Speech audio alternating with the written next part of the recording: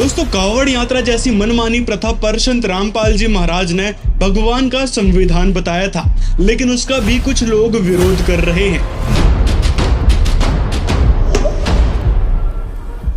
संत रामपाल जी द्वारा भगवान के संविधान को आगे रखते हुए बताया गया कि कांवड़ यात्रा एक कोरा पाप है, जिसमें उन्होंने बताया कि सावन के महीने में सबसे ज्यादा जीव उत्पन्न होते हैं, जिससे कांवड़ यात्रा में आने जाने में पैरों तले सबसे ज्यादा जीव मरते हैं, जिस वजह से पुण्य के स्थान पर पाप लगता है। साथ में संत रामपाल जी ने यह भी बोला है कि कांवड़ यात्रा शास्त्र विरुद्ध आचरण है, जिसके बारे में पवित्र गीता अध्याय 16 श्लोक 23 और 24 में लिखा है कि शास्त्र विरुद्ध आचरण करने से ना तो लाभ होता है, ना ही परम गति होती है, और ऐसे मनमाने आचरणों से सिर्फ और सिर्फ पाप लगता है। इन्हीं सब बातों को जब संत रामपाल जी के भक्तों ने ट्विटर के माध्यम से लोगों तक साझा किया, तो देखिए किस प्रकार लोगों ने इन बातों का विरोध किया। किसी ने कहा कि यह किसी की भक्ति है जो यात्रा करके कर रहा है। धार्मिक यात्रा पर ज्ञान देते हो, तुम सब हवा में चल रहे हो क्या? तुम लोग जमीन पर चलना बंद कर दो, फिर यात्रा के रास्ते में ही जीव पैदा होंगे क्या? और कांवड़िए जो हैं केवल यात्रा में ही पैदल चलते हैं, नहीं तो हवा में उड़ते हैं क्या? ऐसे और भी कई सारे कमेंट लोगों ने किए थे। तो भाई, आप लोगों के समझने में थोड़ी चूक रह गई। हमारा कहने का मतलब था कि जो आप कांवड़ यात्रा के नाम पर दिखावा करने लग रहे हो, यह कोई भक्ति है ही नहीं, यह मनमाना आचरण है जो देखा देखी आप लोग करने लग रहे हो। अगर थोड़ा भी दिमाग है तो विचार करो कि गंगा नदी शिव जी के जटा कुंडली से निकली है। इसका मतलब है कि गंगा नदी शिव जी के लोक में भी है, फिर उन्हीं का जल उन्हीं को अर्पित करने का क्या तुक बना? और रही बात जीवों को मारने की, तो आपको समझाना चाह रहे हैं कि जीव हिंसा हिंदू धर्म में महापाप बताया गया है। कांवड़ यात्रा के जरिए आप एक पुण्य कमाते हो, और आप जो पैदल चलते हो उससे करोड़ों जीवों की हत्या हो जाती है, फिर वह पाप तो आपके एक पुण्य से ज्यादा हो गया। यानी यात्रा के दौरान जीव हिंसा करके आप लाखों पाप इकट्ठे कर आते हो। क्या मतलब हुआ फिर उस आपके एक पुण्य का? और कुछ कांवड़ियों के वीडियोस भी आपको दिखाना चाहूंगा, जिससे आपको शायद अंदाजा हो जाए कि ये भक्ति के नाम पर कैसा अड़ंगा फैला रहे हैं। मुजफ्फरनगर में कुछ कांवड़ियों ने जमकर उत्पात मचाया। बताया गया कि एक कार ने एक कांवड़िए को टक्कर मार दी थी और उसके बाद तो कांवड़िए गुस्से में मानो फट पड़े और वो बेकाबू हो गए। उन्होंने पुलिस के सामने ही टक्कर मारने वाली उस कार में इतनी तोड़फोड़ की कि वो कबाड़ बन गई। कांवड़ियों ने ढाबे में जमकर तोड़फोड़ की है, मौके से फरार हुए ढाबा कर्मचारी। पुलिस ने मामला शांत करा दिया है। बंगलौर में कांवड़ियों का गुस्सा उस समय 7वें आसमान पर पहुंच गया जब एक ई रिक्शा ने टक्कर मार दी एक कांवड़िए को, और उसके बाद कांवड़ियों ने जमकर तांडव मचा दिया। ये वीडियो उत्तराखंड के मंगलौर का है, जब कांवड़ियों ने ई रिक्शा को चकनाचूर कर दिया। ई रिक्शा चालक की गलती बस इतनी सी थी कि गलती से कांवड़िए को टक्कर लग गई। रजगुण ब्रह्मा सतगुण विष्णुतम गुण शिव जी के जो पुजारी हैं उनके विषय में कहा है, वो असुर स्वभाव को धारण किए हुए मनुष्यों में नीच और दूषित कर्म करने वाले मूर्ख मूढ़ लोग मुझको नहीं भजते। क्या यही भक्ति है या फिर बेहूदगी भरा एक ड्रामा था? क्या ऐसी हरकतों से ही शिव जी प्रसन्न होंगे? भगवान शिव जी का असली नाम भी ना बेरा उन्हें, जिस नाम से वो लाभ देंगे, इनके सतनाम से भी निज नाम से भी दूर हैं। वो हम देते हैं आपको। भगवान शिव का जो नाम है आपको दे रखा है, ये सही नाम है। इसके नाम तो भगवान शिव जी प्रसन्न होगा। और बम बम बम बम ये को भगवान का मंत्र नहीं है, इसलिए वो प्रसन्न नहीं होते। अब आपने कावड़िया देखे होंगे, कावड़ लाने वाले, अब इनको कहे तो कोई मान नहीं सकता, क्योंकि वो बेचारे बोले गड़े देखम देखा मिंडगी और सारे विकार करें, सुल्फे पीनते आवे, साध ने घुटी ला ले और कावड़ ले आए। भगवान ड्रामे बाजित क्यों कर प्रसन्न होगा बता? वो तो बहुत नेक आत्मा चाहता है, और नेक ही होकर उस नेक ईश्वर को मिला जा सकता है, सारी बुराई त्याग के। अब जैसे कावड़ लेने जाते हैं, वहां से क्या लाते हैं? गणत गणा 1 किलो गंगा जल, आधा किलो अगला रोटिया में, आधा पछले गाने है। और वो कहाँ चढ़ाते हैं? कहते हैं एक मंदिर से, उसमें शिव जी के जल स्वीकार होता है, वो पत्थर की मूर्ति पे। ये गंगा जो है,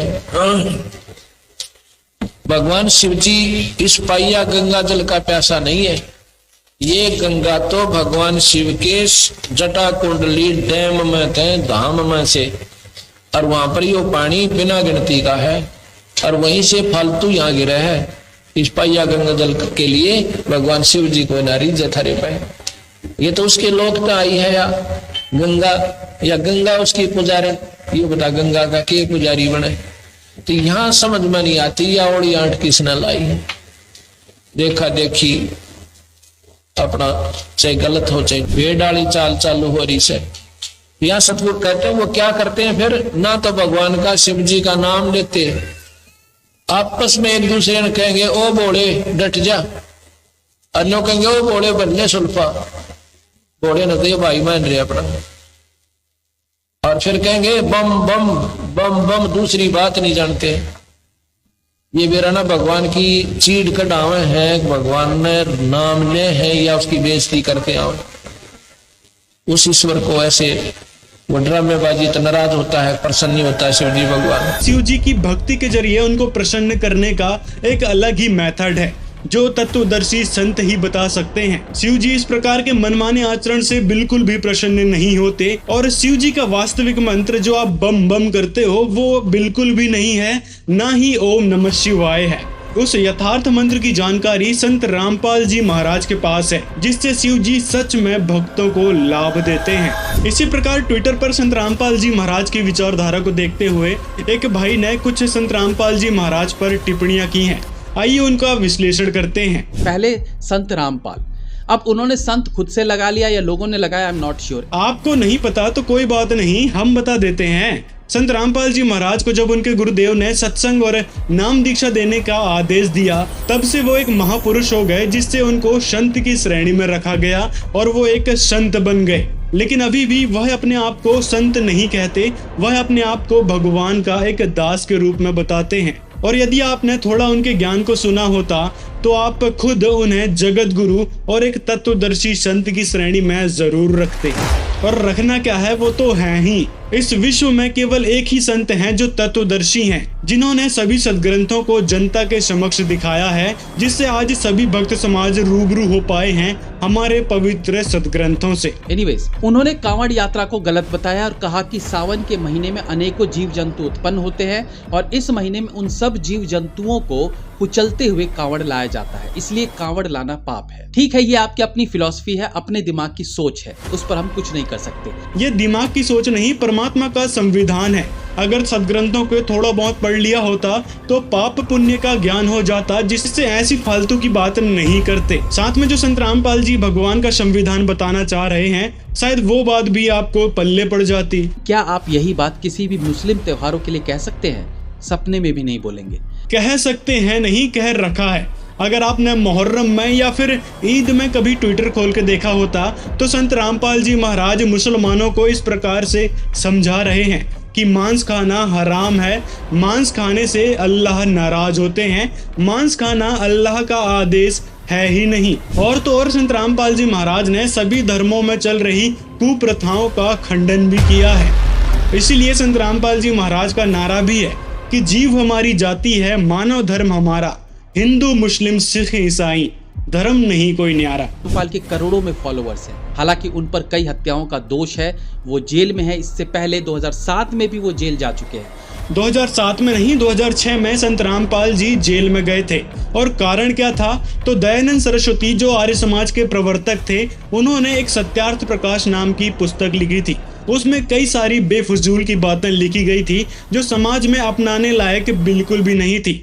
तो उन बातों को संत रामपाल जी ने समाज के सामने रखा कि भाई ये आपके दयानंद जो हैं समाज सुधारक नहीं, समाज विनाशक थे। और जो सत्यार्थ प्रकाश है वो वास्तव में सत्यानाश प्रकाश है। और भी कई सारी बातों का खुलासा संत रामपाल जी महाराज ने किया था। तो इन बातों को सुनकर ही आर्य समाजी गुरु बौखला उठे थे। तो इन्हीं आर्य समाजियों ने संत रामपाल जी का विरोध किया, उनके आश्रमों में हमला कर दिया और झूठे केस बनवा दिए। और आर्य समाजियों द्वारा लगाए गए उन झूठे केसों पर साल 2022 में संत रामपाल जी बाइज्जत बरी हो चुके हैं। तो इससे पता चलता है कि आर्य समाजियों ने किस प्रकार संत रामपाल जी महाराज के खिलाफ एक झूठा प्रोपेगेंडा फैलाया था, झूठे केस बनवाए थे। ऐसा ही साल 2014 में भी देखने को मिला है, जिसमें तथाकथित गुरु और आर्य समाजियों ने सरकार के साथ मिलकर संत रामपाल जी पर देशद्रोह का मुकदमा लगवा दिया, जो कहीं से कहीं तक बनता ही नहीं है। आप सभ्य व्यक्ति लग रहे हैं, तो चलो हम आपको बता देते हैं कि संत की पहचान उसके ज्ञान से होती है, ना कि वेशभूषा से। संत बाहर रहें चाहे जेल में रहें, जैसे आप राम भगवान को देख लो, कृष्ण जी को देख लो, गांधी जी और गुरु नानक देव जी को देख लो, जो स्वयं जेल में गए थे, लेकिन क्या उनकी प्रभुता कम हुई? नहीं हुई। इसी प्रकार संत रामपाल जी महाराज समाज सुधार के कार्य को आगे बढ़ाने के लिए आज जेल में गए हैं और उनके ऊपर कई सारे झूठे एलिगेशंस लगाए गए हैं, जो कि बेबुनियाद हैं और ये बात आगे से आगे सिद्ध हो चली है। कई सारे केसों में संत रामपाल जी बाइज्जत बरी हो चुके हैं और जिस केस में संत रामपाल जी को उम्र कैद की सजा दी गई है, वास्तव में वह केस ही फर्जी था, क्योंकि जिनकी डेथ हुई थी उनके परिजनों ने साफ साफ एफिडेविट लिख के दे रखा था कोर्ट में कि हमारे जो परिजनों की डेथ हुई है वो पुलिस द्वारा फेंके गए एक्सपायर्ड आंसू गैस से दम घुटने के कारण उनकी डेथ हुई है, न कि संत रामपाल जी महाराज का उनकी हत्या में कोई हाथ है, जिसके बारे में संत रामपाल जी महाराज के भक्तों ने कई सारे ये वीडियोस बना रखे हैं, जिनको आप देख सकते हैं। इसके बाद भी मुझे समझने में परेशानी हो रही है कि इंसान किस भ्रम में जी रहा है। आखिर उनके फॉलोअर्स उनमें क्या देखते हैं, उन्हें क्या सोच के उनके अंदर आस्था रखते हैं। इन सवालों के जवाब भी शायद आपको मिल गए होंगे, तो आशा है कि संत रामपाल जी का ज्ञान आप ठीक से सुनेंगे, उनके बारे में गहन तरीके से रिसर्च करेंगे, न कि मीडिया के द्वारा फैलाई गई बकवादों को सच मानेंगे। तो ठीक है जी, मिलते हैं फिर अगले वीडियो में।